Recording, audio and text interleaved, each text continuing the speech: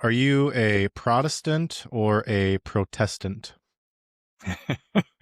I'm a fan of the Protestants, or at least a fan of the Protestant history.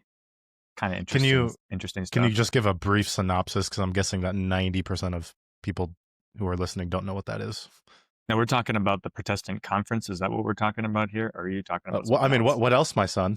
Yeah. Okay. Right. So help me remember here. This is like boy, this is a little while since I've studied this. They're experts on this subject, but the Wisconsin Synod had some turmoil in the early 20th century, and there were questions about what church discipline really. That's what it amounted to, I think, and and as well as biblical interpretation. So there were Wisconsin Synod theologians who were the Wauwatossens by name were interested in avoiding kind of what they called rigidity and a legalism in terms of biblical interpretation. I think those are the two precipitating events that led to the breakoff that formed the Protestant Conference, which was a splinter group that was uh, interested in both of those things. Do I have that right?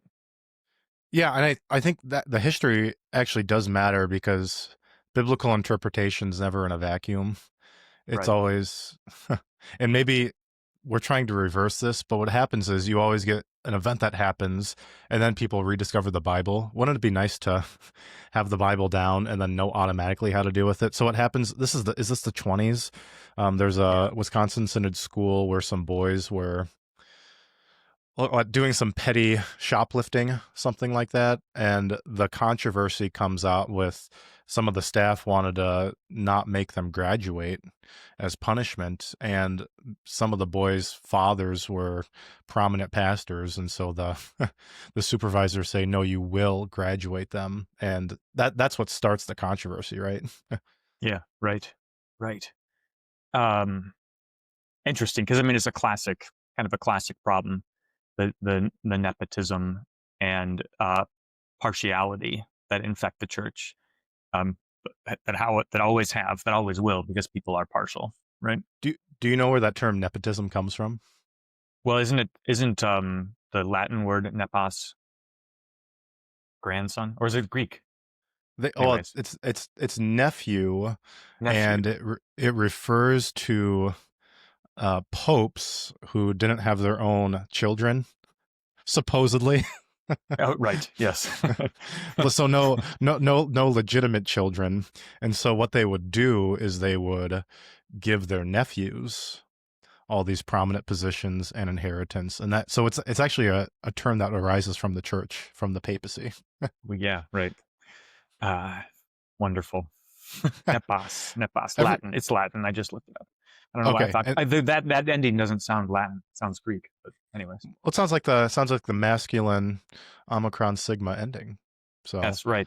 Right. And look in Latin, it looks like an accusative plural, which would be weird. So, anyways, um, I was thinking though about this rediscovery of the Bible that you just described. So that biblical interpretation doesn't happen in a vacuum. That makes me think of two things just worth mentioning. One is that this refrain that the church ought always to be reforming, right? Ecclesia semper reformanda est. Church ought always to be reforming. That is to say, we ought to be like Paul, continually resolving to know nothing but Christ and Him crucified, and returning ad fontes, back to the sources. Mm. It makes me also then think about this episode. We just read this in devotions last night with our family when the book of the law is rediscovered during the reign of Josiah. I think it's so striking. I love it because the reaction of Josiah and the priests is that we are out of compliance with God's law. They tear their clothes and they say, we deserve God's wrath, therefore we should repent, which is remarkable because they do not wait to receive God's wrath before they repent. They say, we're in bad condition right now, even though God is not pouring out his wrath on us. We ought to repent. And I always think that like we are so inclined to wait until it's too late to return to the scriptures and to and to implement them, right? Well, you think about it from your point of view as a father. If your son does something bad and you find out about it all on your own independently because he's trying to hide it, versus if he comes to you and says, Dad, I screwed up. Right. 100%. Yeah. Yeah. Hmm. This is good. I was thinking this is going to be my Thanksgiving Day sermon, is about the role of gratitude in like being grateful as sort of the key to receiving blessings from God. So you take Adam and Eve, who have this posture of ingratitude. They have all the trees of the garden, good for eating, and yet they are fixated on the one tree they cannot have. And you could describe their attitude as being ungrateful towards God. Consequently, when they sin, and what they need, which God is willing to give, is mercy, they flee in the opposite direction. Mm. So it starts with this ingratitude that then leads to their um, uh, like their lack of openness to receiving the very blessings that they need from God. Right? It, it's all about gratitude. Isn't it amazing that when you have everything, you show no gratitude? I think my Thanksgiving Eve sermon is going to be on like the best Thanksgiving comes at the most unlikeliest of times. So our hymn of the day is "Now Thank We All Our God." Do you know anything about the history of that hymn? No. About the guy who wrote it, Martin Rinkart. He was a German pastor in Leipzig during the 30 Years' War, and so in Leipzig, it's a city of refugees during the 30 Years' War. During his pastorate, in 1 year, 8,000 people died from the plague, which was half of the population. So 8,000 out of 16,000 people died. He did 4,000 funerals in 1 year, sometimes doing 50 uh, funerals in a day. Like one service would be for 50 people. Mhm. Like I thought I had it bad my first November here, and I had 3 funerals in 9 days, which was a lot. But then I read that and I was like, man, I'm such a wuss. But this guy, his own wife dies. Um, Pretty much everybody on the city council dies, except for a couple people. And during the midst of that, that guy writes, "Now thank we all our God." Yeah. Yeah. That's good. It's so good. We are so weak. We are so ungrateful. Yeah. Yeah, so we That need, makes me think yeah. about Job, who's going to be relevant today as we read Esau's descendants, right? The Hmm. Lord gives, the Lord takes away. Blessed be the name of the Lord. In fact, I remember once hearing something that was very reminiscent of that. There was a bombing in Egypt, I think, maybe at Eastertide, like on Good Friday, one of those devastating events from the last decade. And they interviewed a guy whose son died in the explosion. Maybe he was the priest, I think. In any case, they asked him, you know, um, to comment on it. This is like immediately afterwards, and in the background of the reporting is the carnage of the church. And he says, "What can I say? Thank God." Which is, I was Wow. like, that always sticks with me, you know. that that will stick with you. Okay, so my first question about Protestant, that was tongue in cheek, good introduction, but real listener question: Are Lutherans Protestants? Yeah. So we need some definitions here. What is a Good. Protestant? So what's a Protestant and what's a Lutheran? I think Yeah. are both worth defining. And here's the trick: it depends who's defining it. Right. Right. Uh, okay. So by in common usage, Protestant means not Catholic. Correct. Well, yeah, not Catholic. Of so somebody who belongs to a Church of the West who isn't Catholic, who I think would actually have to belong to a denomination. Like I don't think we would include non-denominational non-denominationals under that category. Although maybe we would. I don't know. Yeah. I wonder if they would. I guess that's what kind of matters, right? Well, isn't it by definition, like if they're trying to say we don't belong to a denomination, wouldn't they resist that kind of label? I wonder. Yeah. Although I think that lots of people who resist that kind of labeling are also vehemently anti-Catholic, and so would probably be glad to say yes. If Protestant means not Catholic, that's me. Now, I think the origin of the term's important. So this would be the Second Diet of Speyer, which I think is 1529. They government makes it illegal again to be anything besides Catholic, and so the Lutherans are actually the OG. Protestants, because we protest that diet of Speyer, saying that's ridiculous. So in one sense, we are the mother of the Protestants, and I'll own it. Right. So then what's a Lutheran? Now, next definition. Yeah, great question. Glad you asked. This is a Lutheran. This is my Book of Concord. It's leather, and so the 1580 leather bound, not the Dresden one that CPH just published, which I can hardly even read because it looks like it was a poor photocopy, but the Lutheran Confessions. Got to define what a Lutheran is, and I think that is a contentious thing because a lot of people would just want to be, well, we're going to systematize something Luther wrote, and we're going to say that's what a Lutheran is. But that, I think he would throw up if we started calling Lutherans that. Yeah, and that's helpful because the Book of Concord is formed over time, right? So you start with, well, you got the creeds for one thing, but then you also have, even in the course of the Reformation, 1528 for the catechisms, 1530 for Augsburg, and then all the way to 1576 for the Formula of Concord, or 78, whenever it is. 77, yeah. 77. And so you have development is the wrong word, but maturation, right? So it's not just like, here's this fixed point with Luther where you say what Luther said, but it was this unfolding of the rediscovery of the gospel, right? And the whole point is, I just read through the treatise on the power and primacy of the Pope yesterday because I'm writing a newsletter article on it. What a great treatise. I loved it. It was so clear.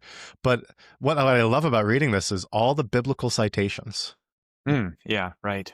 Like that's got to be what a Lutheran is like, we got to mean it when we say that all of our doctrine comes from the Bible, and then within these parameters, obviously, because everybody sets fences, you got to have a confession, you got to say something. So I figured it out. If we wanted to really have a successful podcast, my opening question every day would be, so what do you think about the SMP program? Yes, that's clicks. Lots of clicks right there. Yeah. Well, I mean, it's interesting. Okay, so let's flesh that out a little bit, because there's this parochialism, or this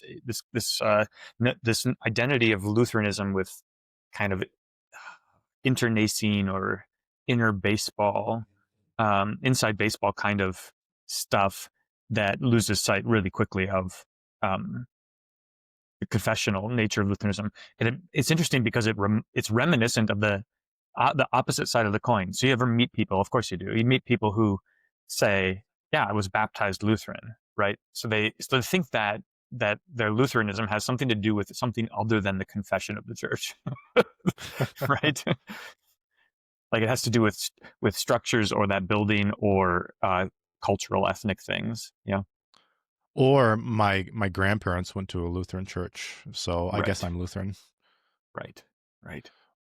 Which, I always wonder how people fare with those thoughts. They must just not think very deeply about religious claims, because to me, the idea that there are competing religious claims is a harrowing reality. That, like, on the table in front of you at any time are at least are several options for paths to heaven or perdition that do not agree with each other, that are conflicting. And so, like, to say that you are affiliated with one or the other of them that's serious business, right? well, I'm glad you brought that up because nobody listens to me, but I think our challenge for the 200 years is that we've just bought into Hegelian synthesis and we haven't realized it. Now, if you want me to talk about that, I'd be more than happy to. But Go ahead. Tell us what Hegelian synthesis is, and how what it has to do with the so we've religious claims.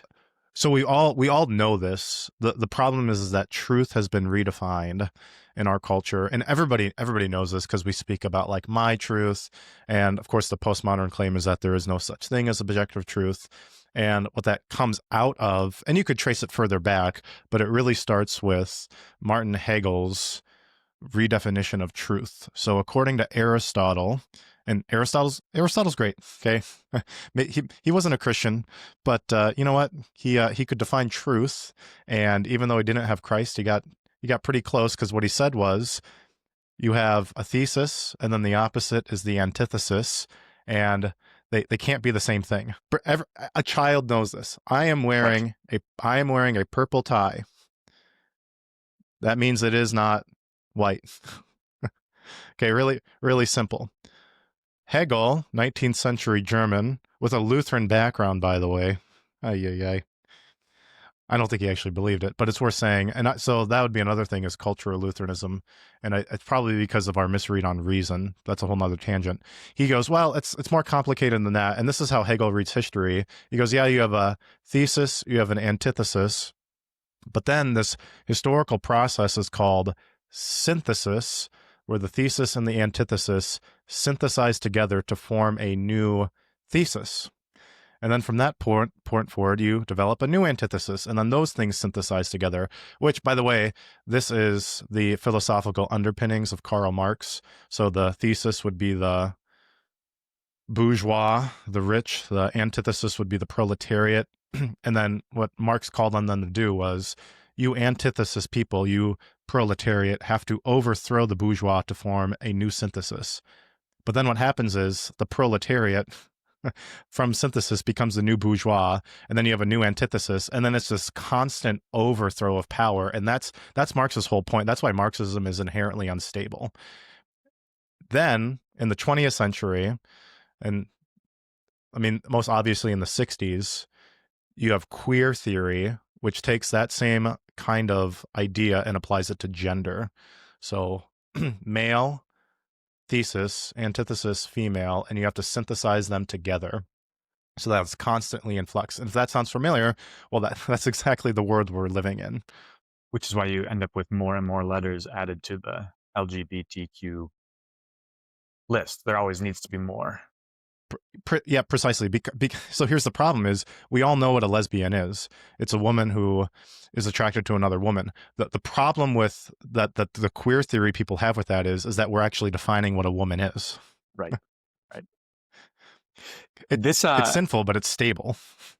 Yes, that's that. That's good. Which is why. So you're telling me that when folks say, I was Roman Catholic and she was Methodist, and so when we got married, we decided to split the difference and became Lutheran.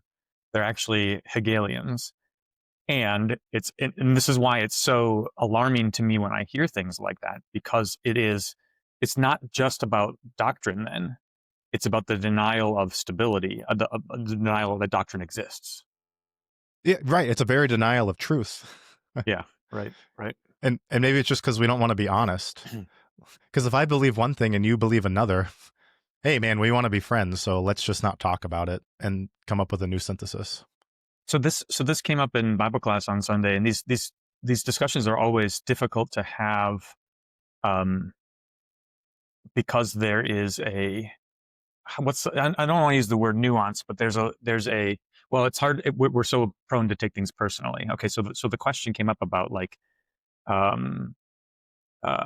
false teaching, and I'm describing the Roman Catholic Church as false teaching, and that any path to salvation that includes your contribution of works or merits or whatever it might be, or good intentions, this is false teaching, and that's why we call the Pope the Antichrist.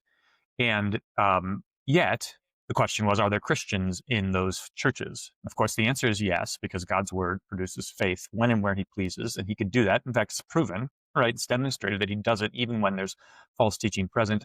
At the same time, a warning is required, because you might end up believing the false teaching if you belong to such a church and listen to that teaching.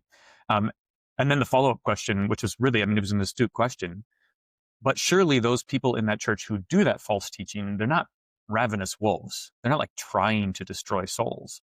And it's kind of like, yeah, that's true. But that doesn't mean that it's not bad. and that doesn't mean that they're not culpable either. In fact, what does Paul say? It's like, ignorantly, I thought that I was serving God by killing Christians. And that doesn't excuse him, right? It's just a fact, right? Right.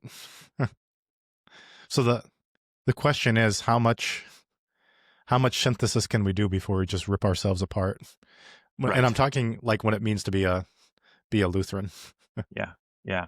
So if you think it suffices to say the Book of Concord, the Confessions, that really is the clarifying principle. Yeah, I do. Now, one question that has to come up, I think, and obviously we don't know the answer, but it's interesting to think about when do you think that Jesus is going to come back? Because if we think it's going to be in a few hundred years, it could be tomorrow. Like don't hear what I'm not. No one knows the day or the hour, but it drastically changes your scale of thinking if it's 100 years from now. But what if it's a million? Then your calculation has to change, and then we have to warrant like in the future it might be necessary to write a new confessional document. Now I don't know when that is, and I don't want to be the one to do it. That might be a little bit presumptuous, and I don't think we're there yet. But we have to be open to the idea because at some point it was necessary in the 16th century to write a confessional document. So when's that going to be necessary again? Right. Yeah. Well, I'm just thinking about whether there's a limit to the kinds of well, false teaching, the anathemas that are needed, because the confessions are polemical, right? This is what drives the existence of a new confession. You could have two reasons. One would be just further discovery of what the scriptures teach, further elucidation, or application to new situations, right? So you might need a confessional document that speaks to un, you know, uh, technology is easy, but let's just say like world situations, world circumstances, national, kind of like national circumstances, the restructuring of society, whatever it might be, that weren't in play. And in fact, we do need those things. This is why the Magdeburg Confession is so helpful, because like we have forgotten that the doctrine of lesser magistrates is actually really, really important, and we need to learn that again, right? Or learn it for the first time. So that Yeah. you have on the one hand that kind of like rediscovery, that new set of circumstances, but then you also have new false teachings, which are always emerging. And do you think I think this is what the explanation in our small catechism is trying to do, right? It's a little more you can publish that more often, and so that's probably the answer in the short term. I'm not saying we should add to the Book of Concord, but I'm always amazed by the Reformed who they know their confessional documents, and they will cite them, they will quote them, and then they'll specify if they're talking about the American Reformed. Um, what's the big confession, the Westminster, because CREC. Oh yeah. yeah, the Westminster, because there's the obviously the one from Westminster, but then there's an American one too, Uh-huh. Uh-huh. and that'd be fun. I actually think reading symbolics, reading confessional documents is actually important for us to do. I don't think maybe not necessarily for the lay people because they're gonna be like, well, why do we have to know all this stuff? Well, in essence, you don't, but our clergy need to be educated. Then again, one thing that's characteristic, I think, of the Lutheran confessions, I wonder whether it's unique in comparison with other confessions, is that the Lutheran confessions really are um, preaching. They like these theologians are. I'm struck by this, as I read the Bondage of the Will. A lot of it is esoteric, like Augustinian, Aristotelian kind of precision. But then you get to the end of the book, and it's just Luther's like, and let me apply all of this to you Hmm. as a preacher. And that's like when I read the Formula of Concord, that's what I'm, that's how it sounds to me. It's so consoling. It's so comforting. And part of it, I guess, now that I think about it, part of what's so consoling about it is the fact that it's concrete, that it's stable. Yep, that's good. That's true. And I love the admission in the formula itself when it comes to Article 1. You're talking about the Aristotelian distinction between substance and accident. It actually says don't preach this to the lay people. So it's making a distinction of like what's appropriate for preaching and what's not. Right. Right. Yeah. Hmm. So big takeaway is I think a Lutheran's got to be somebody who reads the Bible, inwardly digests it, takes its confession seriously. And if we can actually start talking about the Bible again, we'd be good. But it concerns me, and this isn't out of petty jealousy. I don't really care. I just like talking to David every week, and whoever listens, that's fine. But why do we have so many podcasts talking about like Missouri Synod politics? Who cares? Like, can we talk about Genesis? Like it matters, governance matters, but like if everybody knows the ins and outs of the SMP program but can't tell me a lick about Psalm 1 or 2, we're doomed. Right. And what goes for the clergy, let's say, is true in spades for the laity. So the example we ought to set, is of course that of being completely devoted to Scripture. And if we're not talking mostly about the Scriptures, that is, and I mean, this is what's beautiful about the Scriptures, is that they're of course literature, and literature forms you, so that you begin to like think and see the way literature teaches you to think and see.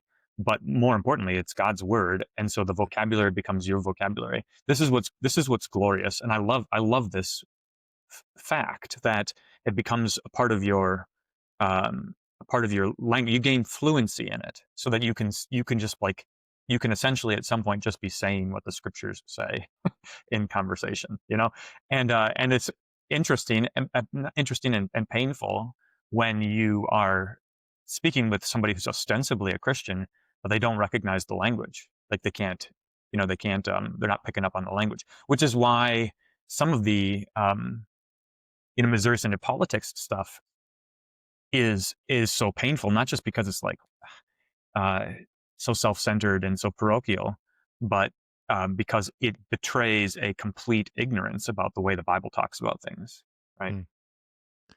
Mm.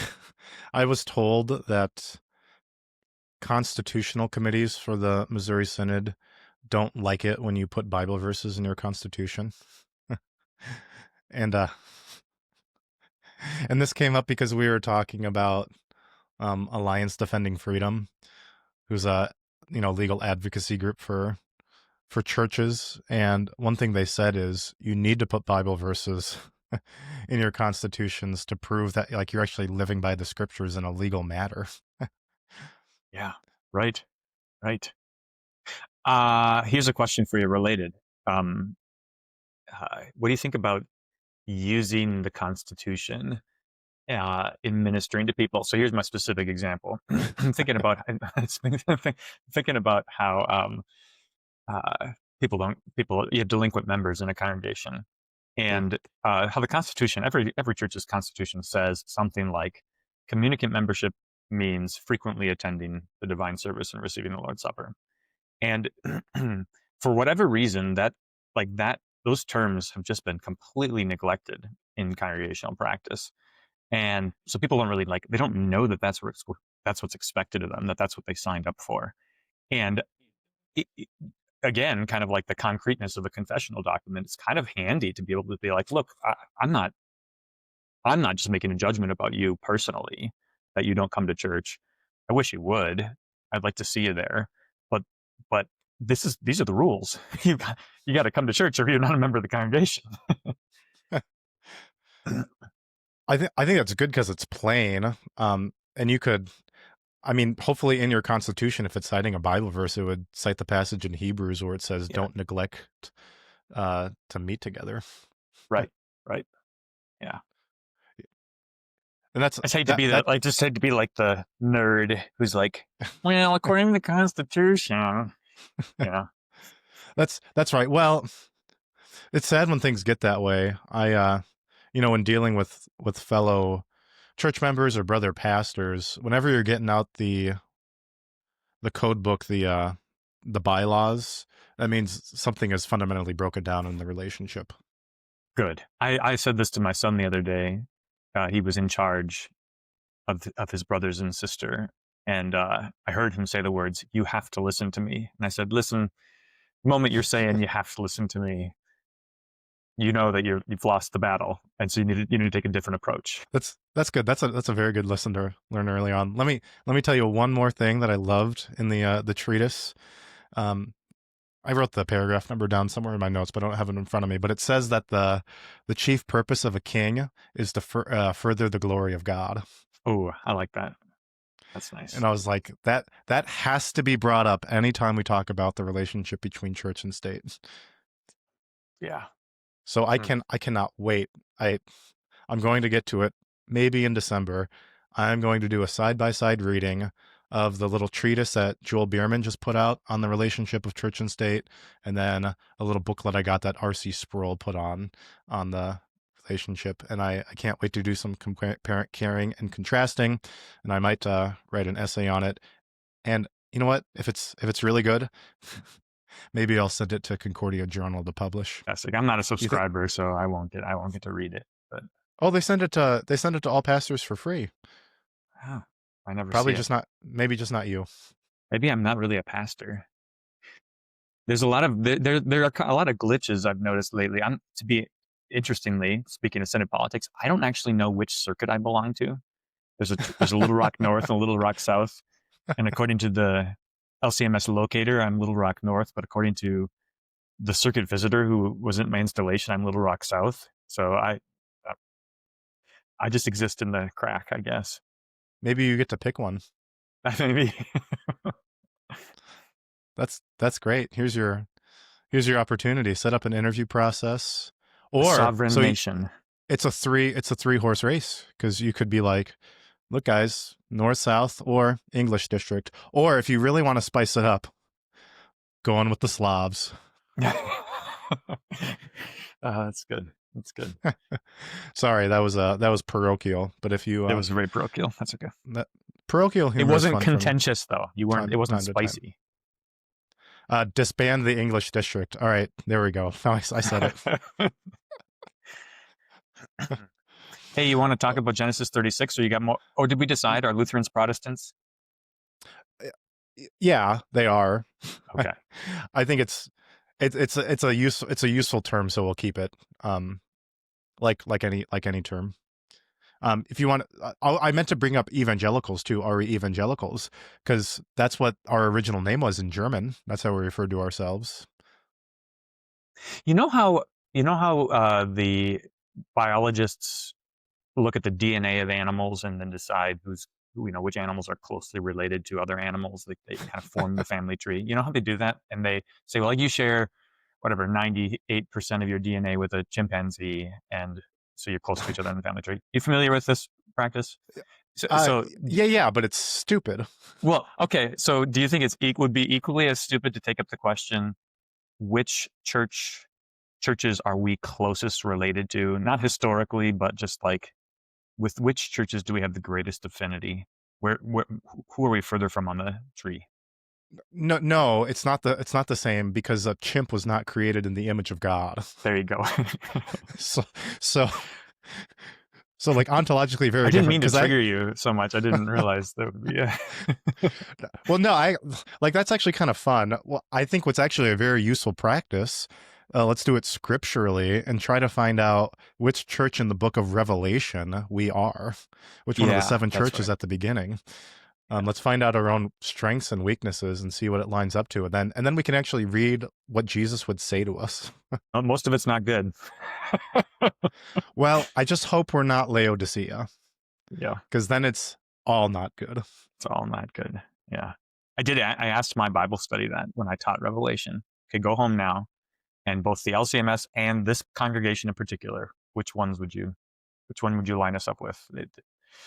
If I remember correctly, they were hesitant to say, because it would have required a pretty honest self-evaluation, right? Well, it requires honesty and it's a lot of hard work too to Uh-huh. actually like dig into these things. And then self-evaluation is really hard. So what would be actually really helpful is if we invited a Presbyterian to come in and do a evaluation of us. Yeah, yeah, that would be a good idea. I'm gonna make a note. I'll find a Little Rock Presbyterian and ask him to Okay. come and make an evaluation. Yeah, make sure he believes the Bible first. Yeah, right. An OPC guy. Okay. That'd be good. And Okay. if you talk to an OPC guy, tell him that I love the hymnal that they just put out in Okay. 2018. I will. I'll Tell him I send him a use it clip of for. this episode. Speaking of which, I I should just say, I'm not great at recruiting guests. You're phenomenal at it. But if any of our listeners know a pastor that they think would be kind of fun to hear on this podcast, I think we'd talk to just about anybody. Don't you think? Yeah, hey, if you know Nick Fuentes or Marjorie Taylor Greene, I would love to have her on. Tucker Carlson. I want Tucker to Uh, come on. Tucker, we'll go on your show. I'll fly out to the East Coast on my own dime. I'll bill it to the district. Say it's for campus ministry. It'll be great. Yeah, we'll have just about anybody on. There's probably a short list of people I wouldn't have on. But I won't reveal who that is. Ah, that's fun. Okay. Now everybody's gonna wonder. I know. Well, I'm just creating intrigue. Intrigue. That's There you all. go. Who won't he talk to? Because like you said, make sure it's a Presbyterian who believes the Bible, because that really should make conversation with just about anybody possible on the terms of what the scriptures are saying. And suppose that even if they were like, man, we probably just don't agree about a lot of things, the only hope for gaining consensus is through reading the Bible. Like that's the only way it happens. Always, it's like uh, imagining that you can cast out demons without praying. It's like, well, no, you actually got to pray first. That's right. That's good. Now there is a certain danger in this, because if we do this kind of self-evaluation, lots of Lutherans have done this, and they either end up going east or west. Yeah. Okay. So, what part of the conversation would have to be personality, like idiosyncrasies, personal idiosyncrasies? I was wondering about this because I heard somebody bashing the Calvinists recently because of their doctrine of double predestination, and that's fair, right? It's not a sound doctrine, but I think owing to my own personality, that doctrine bothers me less than, say, like a neglect of church discipline, which the Calvinists they are great on church discipline, right? So clearly, personal tendencies are at play, and I wonder how much of that is part of the selection process that makes the fast track through, like, Fort Wayne Seminary to Roman Catholicism and Eastern Orthodoxy. That the Fort Wayne Seminary in particular has selected for a certain personality type, by and large, right? That's certainly the case, isn't it? It is selected for a certain personality type. Um, yes. I I wasn't prepared to have this conversation today, but well, well, if you want to hear me get inflammatory, this is that's the topic to do it on. But we've already said too much and been parochial about too much. So Yeah, you're right. You're right. let's save that conversation for another time. But you're barking up the right tree. Yeah. I mean, all I'm saying is you have to budget for your personality. Everybody needs to budget for their personality. So Yeah, exactly. When I walk into a room, I fully expect to be booed, and I love it. Genesis 36, Esau. Should we talk about him? Yeah. So this is great. So what you have right before this is the genealogy of Jacob. So you have 12 sons. And at that point, you might be thinking, holy smokes, he's got 2 wives, 2 concubines, and 12 sons. And not to mention a daughter. That's a lot. That's a huge family. Look at how God has blessed him. And then you turn the page, or you just look down, and you've got 43 verses of Esau's genealogy. And you go, man, Jacob's a chump. Right. This is very much like the experience you had when you met Isaac, and then you're like, well, but Ishmael, he seems to be making out a lot better. He's a wild donkey of a man. And then at that point, at the end of Genesis 22, Abraham only has 1 legitimate son, and then his uncircumcised cousin's got 8, or is it 12? I mean, it's up there. So this is a pattern we've seen. Just looking at numbers, you'd much rather be an Edomite, Right. Which corresponds to the blessing that Jacob gives, or that Isaac gives, right? He does bless Esau. Um, and here God is kind of carrying out that, executing that blessing. There's material prosperity, right? He's succeeding in the world, becoming a great nation. In fact, having a kingdom before it was cool, right? Before the Israelites had a king. Well, that's part of the reason why this is here, because verse 31 emphasizes this. These are the kings who reigned in the land of Edom before any king reigned over the Israelites. Like it's said explicitly. And Mhm. this is a good, what year is this? This is 1900. And King Saul is around, what, 1050 or something like that. I mean, so this is a good 850 years before the Israelites ever get a king. Not ironic, coincidental that when King Saul shows up on the scene, a king like that of the nations, his downfall is going to come through the Amalekites, who are the offspring of Edom here. So Hmm. he spares Agag, the king of the Amalekites.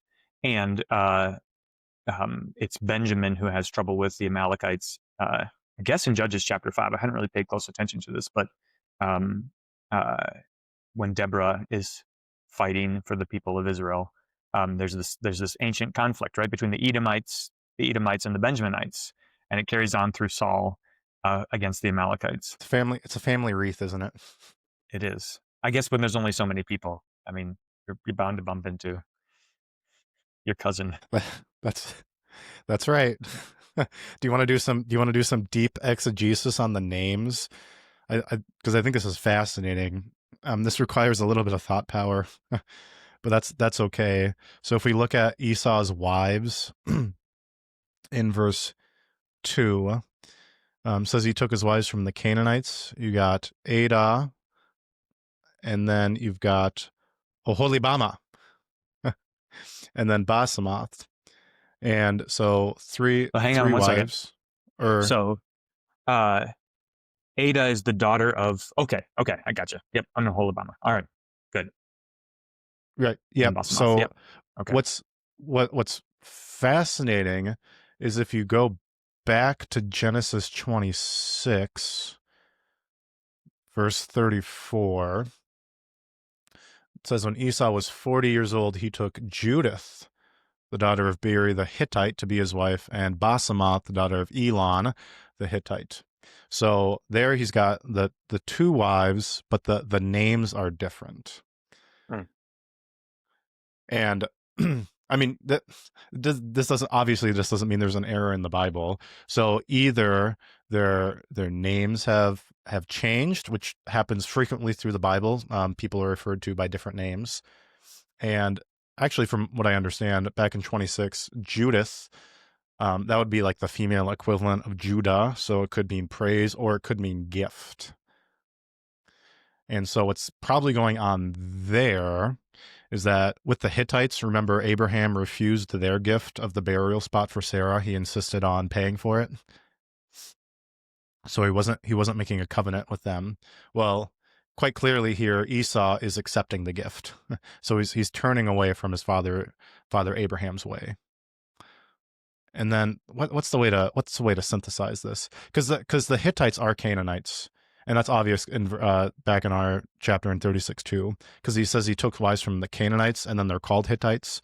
But the reason they're called Canaanites, probably here, is that goes all the way back to the curse on Canaan, where Canaan was told he was going to be a slave.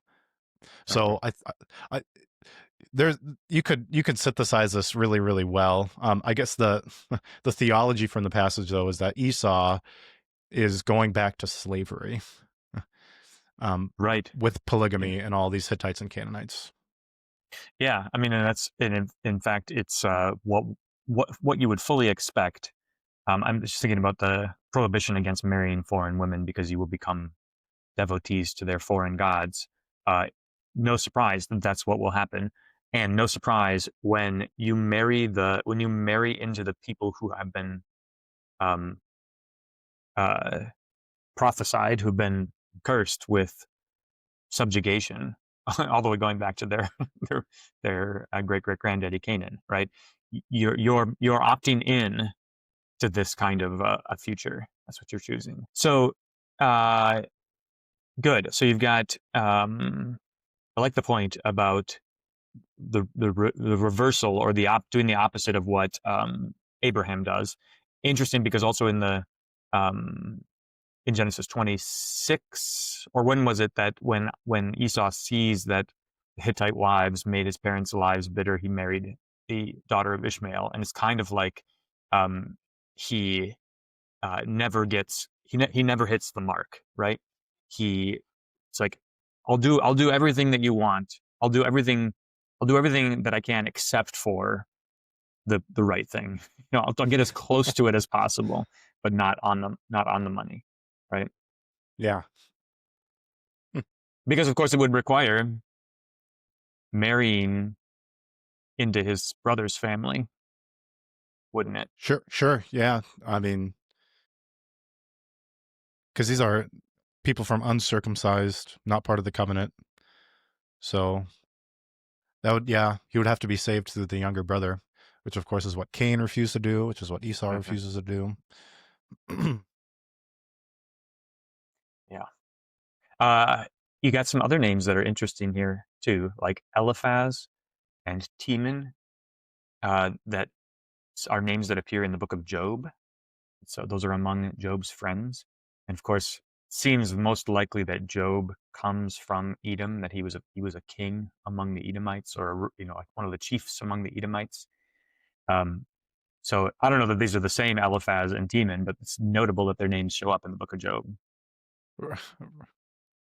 Right. Well, yeah, if they're not the same, it's certainly family names, and because I fully believe that the Jobab in where is this, verse 33 Right. would be the Job described in the book, and it puts, because what you have in 28 is you have Uz, Mm-hmm. Uz, which is the land where Job lives. So it all fits together. It's all too perfect, and this gives you a new perspective on the book of Job. This dude's an Edomite king who, so there is hope here, is a believer. Right, right. And who, though he is prospering for a time, also suffers the exact opposite fate of what all the other Edomites are. Like his house is the one that undergoes the destruction, that seems to suffer the curse, right? Yeah, yeah, yeah.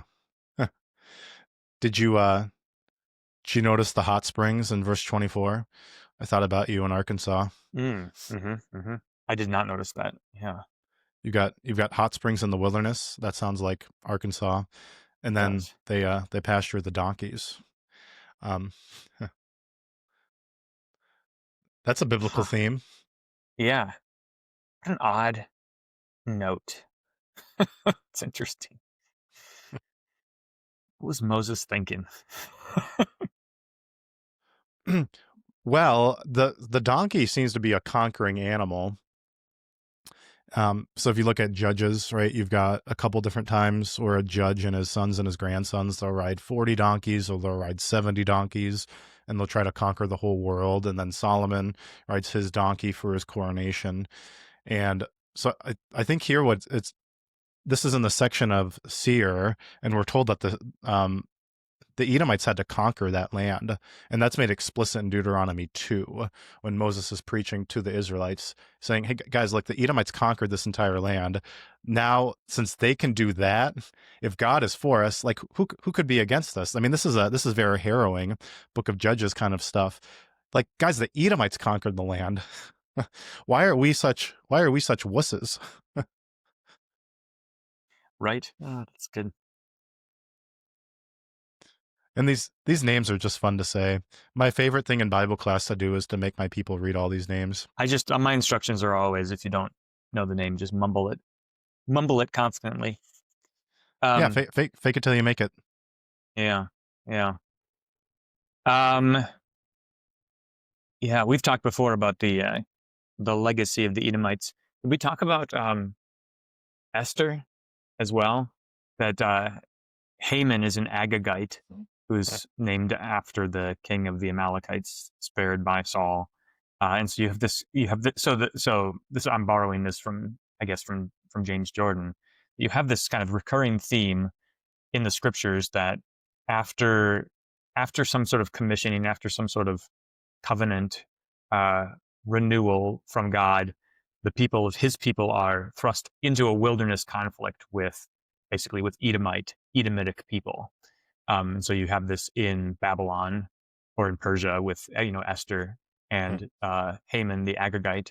You have it with Jesus when he is born, and then Herod wants to kill all of the baby boys. You have it with the early church when another Herod kills James of Jerusalem. You have this kind of ongoing cyclical the recurrence of the Edomites, in particular the Amalekites, the offspring of Edom, um, uh, is they show up at these kind of like 40-day wilderness kinds of Hmm. periods. Yeah. And the thing to note there is like God's using them to Yeah, do that. It's I mean that Luther saying about, yeah, he's the devil but he's God's devil. It's like, right. yeah, they're the Edomites but they're God's Edomites. Like God is going to use them. So because if Herod doesn't exist, if he doesn't do the persecution, well then you don't get that wonderful phrase of out of Egypt I called my son. So can you see this reflected? Who would the not I don't we don't need to name names, but like in what ways does the church experience this same sort of like conflict? Who are the Edomitic enemies of the church? I mean, they're cousins for one thing, right? So it's a So they've got you to be share some related. They've got to ancestry. be Yeah, related. yeah, Right? yeah. Brothers essentially. Um, yeah, That's a that's a really good question. I mean, part of me want the lazy answer would be the liberal mainline denominations. yeah. Um, I could see that. I'm thinking about the external flourishing of liberalism for a time in the 20th century, right? I mean, it's just like explosive growth and and cultural acceptance. Yeah, they took over all the institutions in the 20th century, which is what Yeah, Edom's done here. They got kings, right? They are the institution, and they become the church. They're the ones who get interviews, and then my hero, Francis Schaeffer, is the one who starts to reverse the tide in the 70s. yeah, that could be it. Could be it. And then you'd get this is what makes me sympathetic to people who belong to churches of other confessions, is that there's always within those groups some faithful outpost, some Job among the Edomites, who's who's like for whatever reason is there and isn't a part of the visibly faithful part of the remnant of the church. You know, Right. Right. And so bringing it back to Esther, it's like God called them for such a time as this. right? Exactly. Like Yeah. here you are. Yeah, that's really harrowing. What was I? Oh, Protestants. Man, I just had the world's best thought, and you might not ever hear it. That's okay. I'm I'm getting old. Yeah, I just read. Let me just read to you this little bit of wisdom. I get this. I think I've shared with you before. I get this weekly email called what's it called? Brain Food. Shane Parrish. He does really interesting interviews. He does interviews, and then he also does like features on outliers, people who are have made it big. So he did shoot not Steve Jobs, who's the other co-founder of Apple. Um, what's Oh, his name? Wozniak. So, Yeah, yeah, Steve Wozniak. Fascinating, just like super interesting story. But anyways, he sends out this email and it's got these proverbial nuggets in it that are just great. Anyways, he made me think of it because uh, he, here's the list from this last week's email. The best are always learning, read like crazy, hmm. think alone. That's interesting because it's really easy to lean on thought helpers.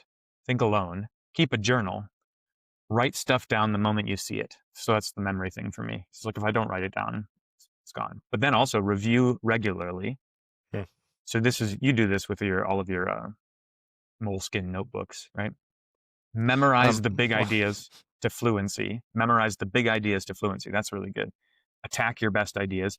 Never get high on your own supply. You don't have to be gifted. You do have to be deliberate. I love that. hmm, That's so good.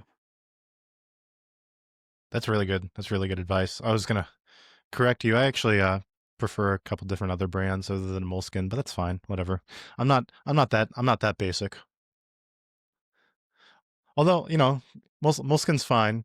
I I find myself really liking these like term 1917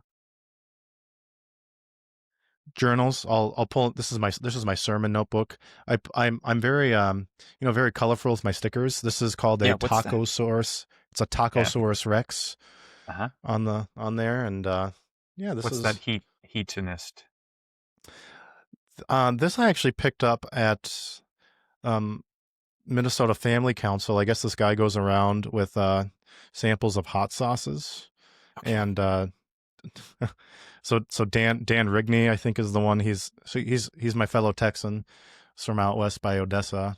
He likes hot sauces, and so he connected with this guy and got these stickers. I've yet to try the hot sauce, so I'm a poser. Apparently, it's some hot sauce purveyors of fine hot sauces in Brooklyn, New York. Who would have thought that the capital of hot sauces would be Brooklyn? I had no idea. There you go. No, that's really good thoughts about thinking. Like Yeah. Yeah. you have to be taught how to think, how to consume information. Right. And just like anything else good in life, there are no shortcuts. You just have to do the work. And deliberate work is what pays off in the long run, which is why I detest modern education, because it rewards not deliberate work, but flashbangs, right? So like you can get the best grades by studying for the test Hmm. and not actually learning the material. That's true. Anything else you want to say about modern education and its evils? Lots of things. Sometime, I would like you to push back against this notion. You can be my devil's advocate. I've become more and more convinced all the time that the single lesson that needs to be taught is self discipline. That's the single lesson. Well, I had no idea you were going to say that. Yeah, I'm sorry. I'm sorry. I am I am a cliche. But here's the thing. And this is what Solomon is all about, right? Yeah, so a man without self-control is like a wall, is like a city without walls. If you have fortifications, if you have mastery over your own motivation, if you can get yourself to do things you don't want to do and things you think you can't do, then you don't then you in fact don't need a teacher to be a schoolmaster, because you can go and find teachers for yourself. You don't need you don't need somebody to be wielding the rod over you, get you to learn things. You will instead find instructors, and you will be an autodidact if you master self-discipline. Oh yeah, that's really good. A couple things. First, your autobiography is going to be Build the Wall. Yes, there you go. And then second, you learn the most things when you're actually self-interested and motivated, and you seek out the teacher yourself. Right. So that's And yeah, that's great. and I think that there's a layer to it, right? Because like you can this naturally happens without any effort for things that you are interested in and things which come easy to you. But the next level is saying, this is not something I'm natively interested in, but but it is something in the world, and therefore it is interesting. And the problem is not with the thing, but the problem is with me. And so I need to Hmm. learn to find what's interesting about it. And that is a different. That's that's the next level move right there. You know. Well, and then what happens is it's all interdisciplinary, right? That would be Hmm. a word you would like, and it's true because it's all under God's domain. Right. Exactly. Yeah. Yeah. Yeah, I don't think we've said these thoughts on the podcast, but so Paul says all scripture is breathed out for our learning and instruction. So the really fun thing with us is, okay, how does Genesis 36, this genealogy about Esau, apply to rocket science? I don't know right now, but I'm wagering 100% that it relates somehow. Who's that Scottish Presbyterian pastor who's on the radio all the time? I've forgotten his name. I was listening to a sermon series he was doing on Daniel. Shoot. Are you talking about He's Alistair McGrath or Alistair Begg. Alistair Alistair Begg. Begg? Yeah, there's too many. Yeah. Alistair, I what a I Scottish really name. enjoyed him until he said that one thing about attending the gay wedding. And that's another topic for another time. But he was doing this sermon series on Daniel, and I think it was when must have been Daniel 13. His prayer at the beginning of the sermon was something like, Lord, you have said that all scripture is useful for us, for our edification. He Can't be was 13 because there's not 13 chapters in well, Daniel. Daniel well, 11. that's called Bell and the Dragon. Okay. So, So I was like, he this was guy like, was preaching on the Apocrypha. sorry, I'm just, yeah. So anyways, he goes, you've said that all scripture is useful. It is not at all evident to me how this is useful. So you're going to have to do the work in this sermon. And it's great. I mean, it's like, that's right. You know, That's a good the humble problem is not prayer, with scripture. The problem is with me. right? And we gotta tease it out. And I think this is really what Jesus means when he says he's going to send us the Paraclete to guide us into all the truth. It's like now that we have the new covenant, we can read it backwards and realize here's something for us that's worth it.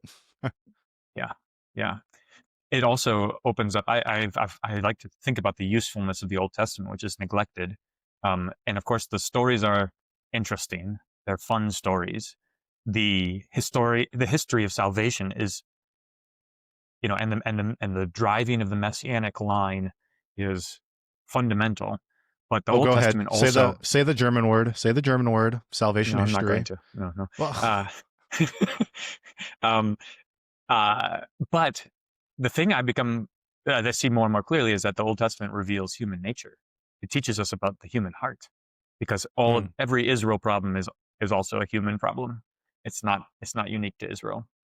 And so looking backwards through the lens of, um, He's come to give you a new heart and a new spirit. Well, what was wrong with my old one? Hmm. The Old Testament tells you, right? Well, oh, great. And then on top of that, you have the juxtaposition of it reveals heaven to us too, because the Yeah, temple, the tabernacle, they're pictures of heaven come down to yeah. earth. And so that's why maybe you feel cognitively dissonant when you read the Bible, because on the one hand, you've got sinful nature, and then on the other hand, you have a picture of heaven, and you're That's right. trying to put these two things together. That's exactly right. Because on one hand, you in seeing this sinful human nature, your instinct is to say, "Well, let's fix this problem. We could just fix this problem." And then, as you see these glimpses of heaven, they are always tainted. There's always something going sideways with them, and so it's very unsatisfying. I mean, that's really the case. Reading the Old Testament is super unsatisfying, all on its own. Yeah, you need John 1:14. The Word became flesh and tabernacled among us, and then it's like, oh man, this makes Yeah, sense now. yeah, yeah. All right. Great. You eating deer for Thanksgiving? Yeah. In fact, we are having some venison roasts for Thanksgiving. Sounds Sounds great. Are you I think cooking? I'll no. My wife will, and then my in-laws like to cook, and I like to cook, but there's I so what I'm gonna eat, I think I'm gonna have some turkey and some green bean casserole and some sweet potato casserole and some cranberry sauce. I like the canned stuff. I like the ridges. It's so Yeah. satisfying. Mashed potatoes, some gravy, peanut butter pie, pumpkin pie, apple pie. I bought a nice port from Costco Mm-hmm. Mm-hmm. that I like to break out on Thanksgiving. Am I missing anything? Oh, croissants. Croissants. Do you do dressing or stuffing, as they call it? No, it's stuffing, and I Okay. like what in the no, it's not like, and I know there's a distinction, like if you stuff it in the turkey or not. Just can we just be a little cultured and call it stuffing? Like dressing, dressing is what you wear on yourself. Okay. That's a really strange thing to be to be so upset about. But that's Oh fine. no, I'm very passionate about Thanksgiving foods. And speaking about which, I had the privilege 2 weeks ago of trying the Firehouse Subs Thanksgiving sub, which was carved turkey and stuffing and cranberry sauce, and it was good. That doesn't. I'm not. I love Thanksgiving, but I do not love Thanksgiving food. To be quite honest, uh, green bean casserole, turkey, stuffing. These things I detest. So Honest question: do you enjoy anything? that's not a fair question. Yeah, yeah, I do. But lots of Okay, things. here's Apple here's the pie. My wife's going to here's the make an challenge. incredible apple pie. It's going to Okay, be wonderful. I was gonna have you write an essay on things you enjoy without including the word discipline. I'll see what I can come up with. All right. I might ask Oh, ChatGPT to help me. that sounds great. Well, hey, have a good Thanksgiving. This will air after Thanksgiving, so hope you guys all had a good Thanksgiving. It's good to give thanks to God. It is. It's the best. All right. Adios.